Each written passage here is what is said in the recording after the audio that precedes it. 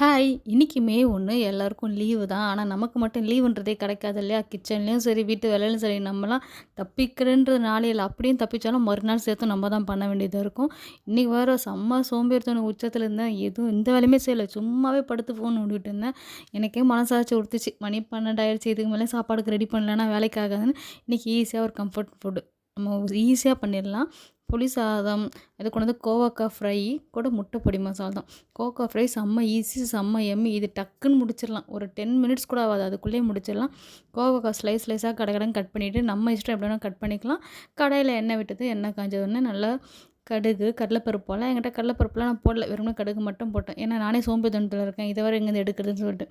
அது பொரிஞ்சதுக்கப்புறம் அது கூட கோவக்காய் போட்டு, அது கூட ஃபஸ்ட்டு நம்ம எதுவுமே போடக்கூடாது. ஒரு 5 மினிட்ஸ் அப்படியே ஃப்ரை பண்ணணும். அதிலேயே வெந்துரும். அந்த எண்ணெயிலே இவ்வளோ எண்ணெய்ன்னு பார்க்காதீங்க.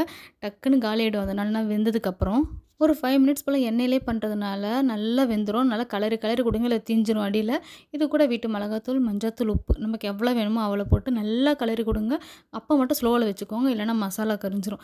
இறக்கும்போது வந்து பச்சை கருவேப்பிலையும், இட்லி பொடி இதை போட்டு தூவி நல்லா கிளறி இறக்குனீங்கன்னா சூப்பராக இருக்கும் அல்ட்டியாக. இது வந்து ரசம் சாப்பாடு, தயிர் சாப்பாடு எல்லா சாப்பாடு கூட செட் ஆகும். சாப்பிட்டு பாருங்கள். செம்ம டேஸ்ட்டு. பாய்.